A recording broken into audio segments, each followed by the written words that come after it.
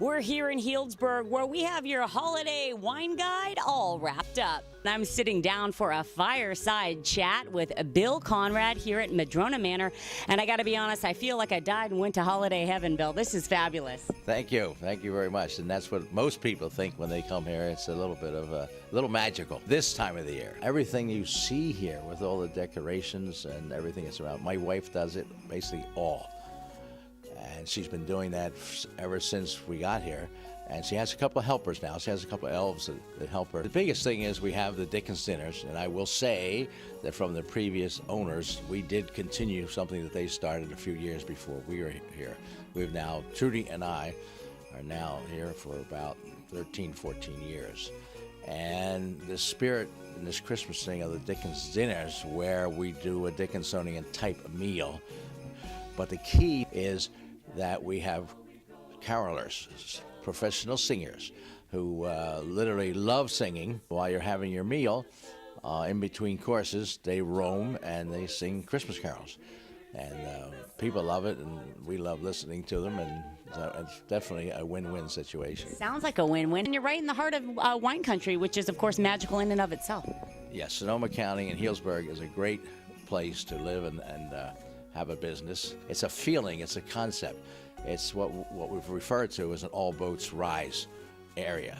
So if things are getting better, everybody gets better. People enjoy the area, and it's just a beautiful area, beautiful part of California. Happy holidays from the magical and unique Madrona Manor. The holidays are here at DaVero Farms and Winery. Any advice for anybody maybe looking to pick up a bottle of wine as a gift or maybe to pair with a dinner?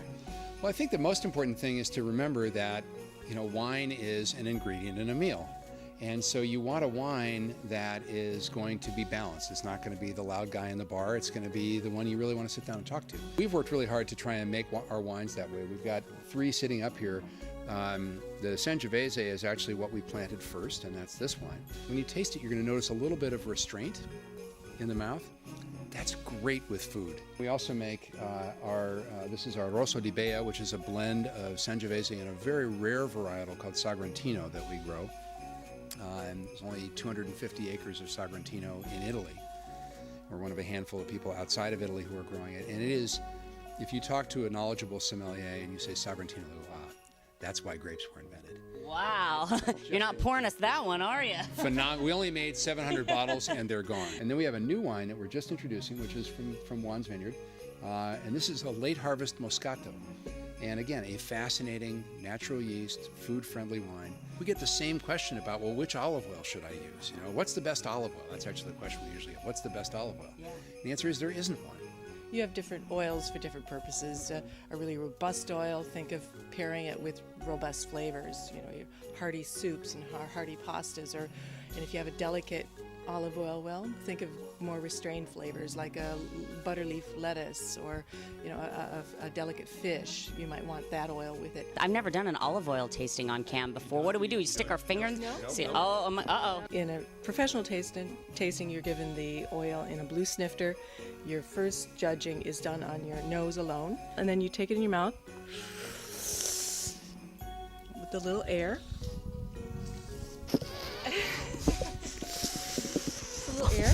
Doesn't taste anything like wine. The most interesting thing, again, is if you think about that oil that you just tasted, and now you can still feel some feistiness in your mouth, but your mouth doesn't taste greasy, does it? No, it tastes feisty. Yeah, exactly. Feels feisty. DaVero, what does it mean? So the word in Italian is DaVero. Oh, DaVero. Esatto, DaVero, which means really or indeed. But around Italians, around food, you always hear them go, DaVero, like that's the good stuff. All right, well, I'll raise my glass to that. Here's to the good stuff. Thank you. DaVero. Grazie mille. Oh, grazie mille.